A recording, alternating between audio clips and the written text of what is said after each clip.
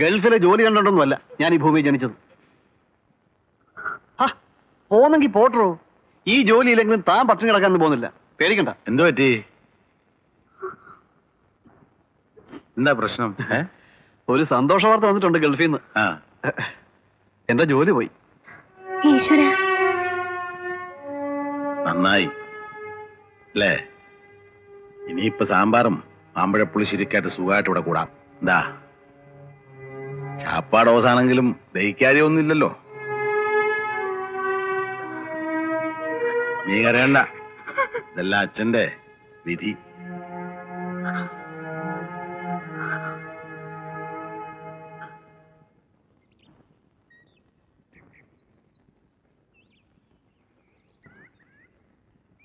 സ്ഥലത്തിന്റെ കാര്യം സന്തോഷം എഴുതിയോ? പൈസയുടെ കാര്യം? ഏയ് അത് വേണ്ട. ജോലി തീർക്കേണ്ട ടെൻഷൻ ആക്കണ്ട. കത്ത് കിട്ടിയ ഉടനെ ഇവിടെ വരെ ഒന്ന് വരാൻ എഴുതിയിട്ടുണ്ട്. അതുപോലെ നിങ്ങൾ അങ്ങോട്ടാ? ഞങ്ങൾ ഇറങ്ങാം. എങ്ങോട്ട്? ഒരു വീട് ശരിയായിട്ടുണ്ട്.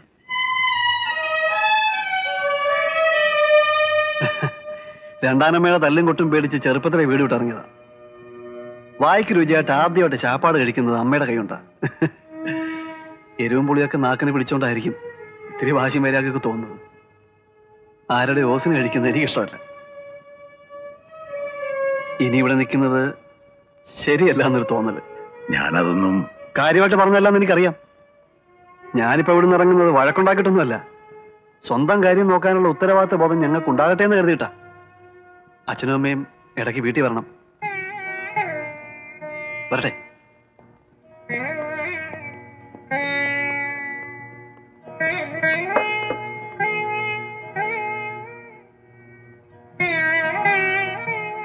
അപ്പോഴേ എത്രയും വേഗം വീട് കഴിഞ്ഞ് വരാന്ന് പറഞ്ഞിട്ട് ഇപ്പൊ നാളെത്രയായി? ഞങ്ങളുടെ വീടിന്റെ പണി. അതൊന്നും എനിക്ക് കേൾക്കണ്ട. കൃത്യമായിട്ടൊരു ദിവസം പറയണം. പലരും വന്ന് വീട് ചോദിക്കുന്നുണ്ട്. അവരോടൊക്കെ എനിക്ക് സമാധാനം പറയണ്ടേ? ഒരു 10 ദിവസം കൂട്ടി പറഞ്ഞോ. പക്ഷെ പറഞ്ഞ ദിവസം ഇറങ്ങിത്തരണം. ഇന്നേക്ക് 90-ാം ദിവസം ഞാൻ ഇറങ്ങിയിരിക്കും. വാക്കാണോ? വാക്കാണ്.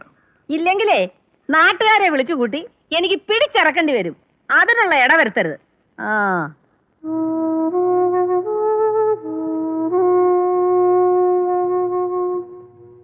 ഇട്ടിച്ച മുതലാളിയോട് തന്നെ കുറെ രൂപ ചോദിച്ചാലോ? ഒന്നുമല്ലെങ്കിലും നിങ്ങളുടെ കൂടെ വണ്ടി ഓടിച്ചിരുന്ന ആളല്ലേ? അതൊന്നും ശരിയാവില്ല. മേടിച്ച കടം തന്നെ ഓടി തീർത്തിട്ടില്ല. ഇനി ഓരോ ദിവസം കഴിയും തോറും നെഞ്ചിൽ തീയ. 90 ദിവസം എന്നല്ലേ അവരോട് പറഞ്ഞത്? നാട്ടുകാരെ വിളിച്ചു കൂട്ടി പിടിച്ചിറക്കുകയോ മറ്റോ ചെയ്ത തൽക്കാലം ആരോടെങ്കിലും പലിശക്ക് എടുക്കാം.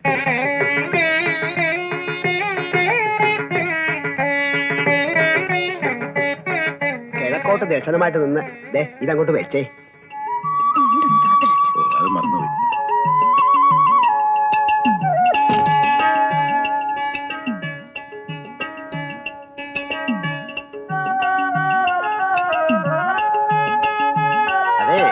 തറക്കല്ലിടാന്ന് പറഞ്ഞാൽ ഇങ്ങനെയൊന്നും പോരാട്ടോ.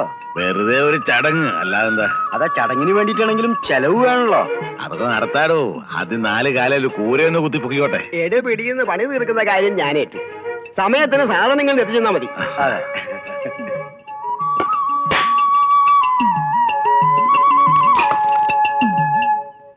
ഉച്ചയ്ക്ക് ഉണ്ണാൻ പോലും വരാതെ എന്തായിരുന്നു ഇത്ര പണി?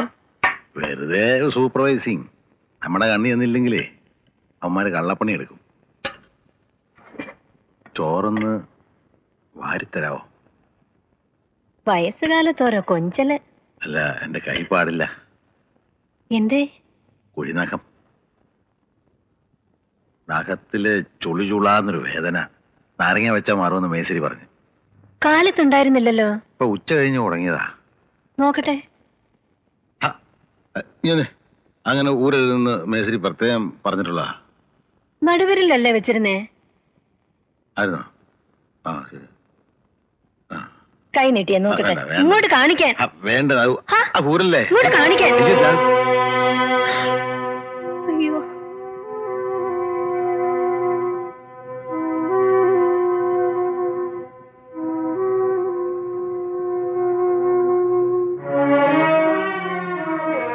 പണിക്കാര് കുറവായിരുന്നു. ആയിരുന്നുകൊണ്ട്. എന്നോട് എന്തിനാ ഇതൊക്കെ മറയ്ക്കുന്നേ?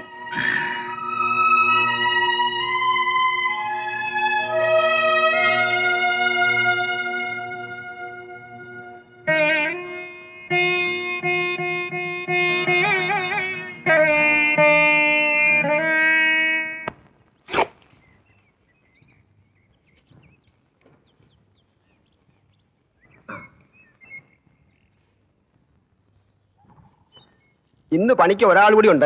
വേണ്ട വേണ്ട, മേശരി ഉൾപ്പെടെ 4 ആൾ മതി ഞാൻ പറഞ്ഞല്ലേ. 2 ആളുടെ പണിക്ക് ഞാനുണ്ടല്ലോ. ഇയാൾക്ക് കൂലി കൊടുക്കണ്ട. കൂലി കൊടുക്കണ്ടേ? വേണ്ട. ആളാരാ? ദേ ആ ഷെഡിലുണ്ട്.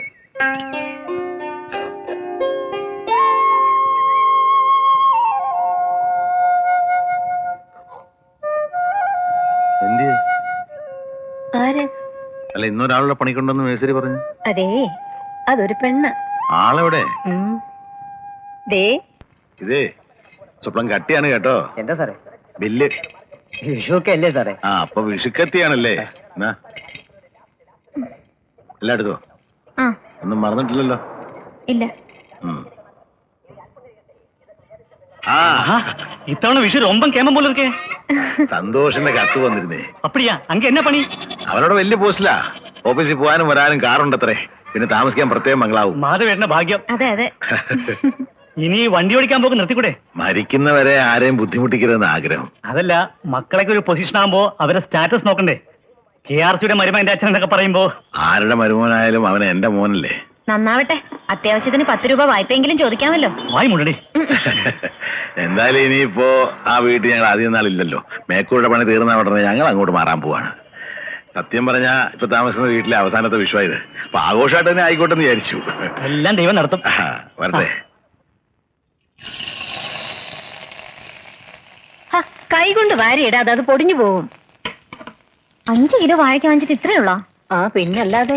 എന്നാലും കിലോയ്ക്ക് 8 രൂപ എന്ന് പറഞ്ഞാ കഷ്ടം തന്നെ. അമ്മയ്ക്ക് തോന്നുന്നതാ. ഈ വിലയ്ക്ക് മനുഷ്യരവിടെ ഇടിയാ. അത് മൂടി വെക്കാൻ. ദേ അച്ഛൻ എവിടെ? അവൻ ഓ, എന്തേ? 2 ട്രെയിൻ വന്നു, 2ലും ഇല്ല.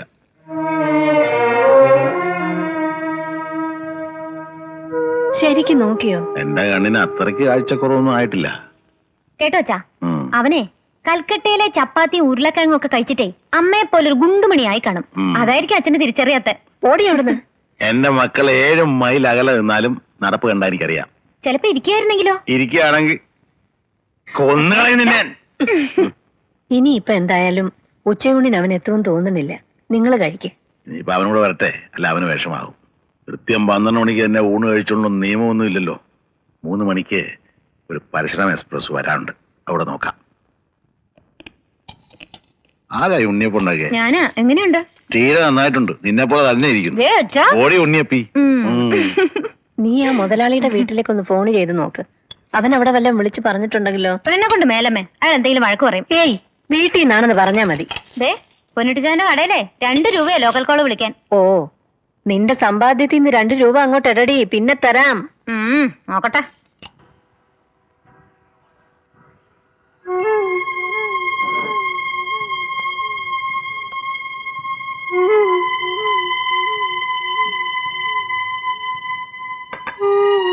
എന്തായി?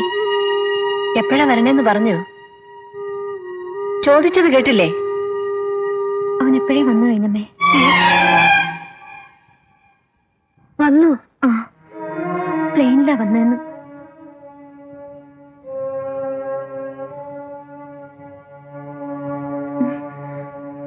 അമ്മ എങ്ങോട്ടാ? അച്ഛൻ വന്നാ ഈ കാര്യമൊന്നും പറയണ്ട. ഊണ് വിളമ്പി കൊടുത്തേക്ക്.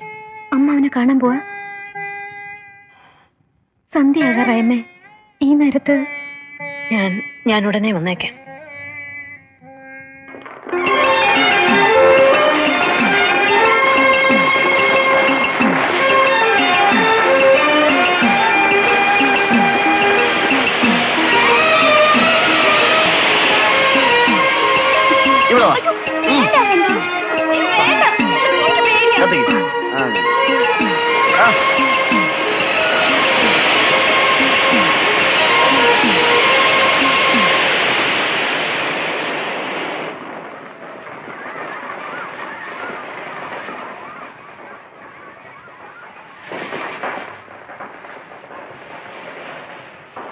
അമ്മ എന്താ ഇവിടെ?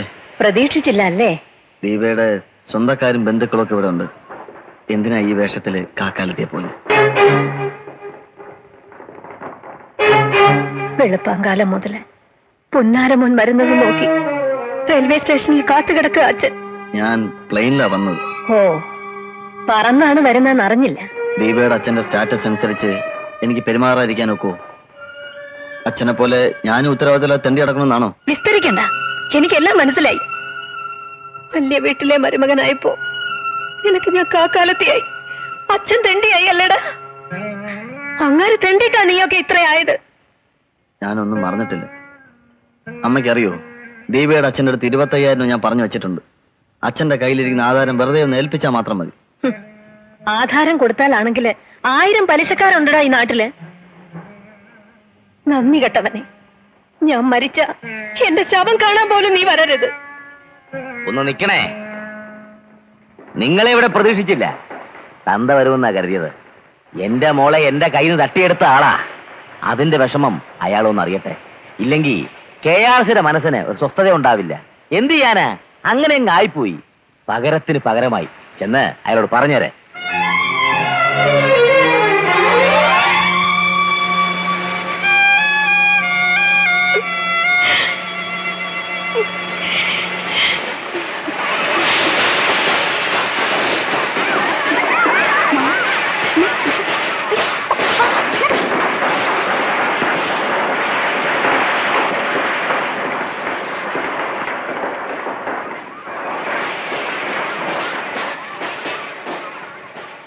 താൻ ഈ സന്ധ്യക്ക് എവിടെ പോയതാ? എങ്ങോട്ടുമില്ല. സന്തോഷം എത്തിയില്ല. വൈകുന്നേരം ബൊക്കാറെന്നോ മറ്റോ പറഞ്ഞൊരു ട്രെയിൻ ഉണ്ട്. അത് 4-5 മണിക്കൂർ ലേറ്റുവാ. ഇനി പാതിരാത്രിക്കെങ്ങാനും സ്റ്റേഷനിൽ വന്നിറങ്ങി അവൻ കിടന്ന് ചുറ്റുമെന്നാ എന്റെ പേടി. കൊച്ചു കുഞ്ഞൊന്നും അല്ലല്ലോ, വന്നോളൂ. അച്ഛൻ ഊണ് കൊടുത്തോ? ഊണ് കഴിക്കാൻ ഞാൻ പറഞ്ഞതാ, കേക്കണ്ടേ? നല്ലൊരു ദിവസമായിട്ട് താരം കൂടി ഇല്ല, പിന്നെ എങ്ങനെ അടുവോ? എല്ലാരും എന്നും ഉണ്ടാവോ?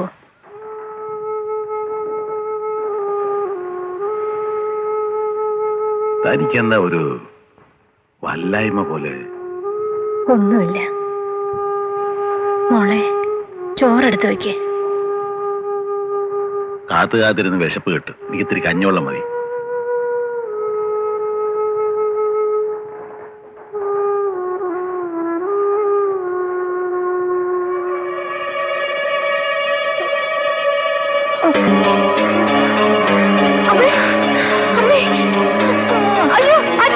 എന്താ മോളെ?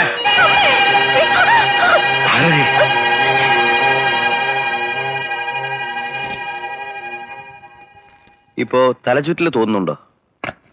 ഇപ്പൊ അസുഖമൊന്നും തോന്നണില്ല. ഞാൻ വീട്ടിൽ പൊയ്ക്കോട്ടെ? കൊണ്ടുപോണോ? പോകാമെങ്കിൽ ഓണേന് വിരോധമില്ല. പക്ഷെ വീട്ടിൽ പോയാലും റെസ്റ്റ് എടുക്കണം. ആ ബോഡി വളരെ വീക്കാ. പ്രഷറിന് വേരിയേഷൻ ഉണ്ട്, സൂക്ഷിക്കണം. ആ ഓവർ ടെൻഷനോ എക്സൈറ്റഡോ ഒന്നും ആകാൻ പാടില്ല. മരുന്ന് കുറിച്ച് തരാം, അത് മുടങ്ങാൻ കൊടുക്കണം. കൊടുക്കാം.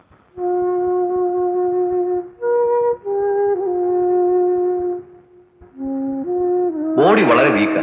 പ്രഷറിന് വേരിയേഷൻ ഉണ്ട്, സൂക്ഷിക്കണം.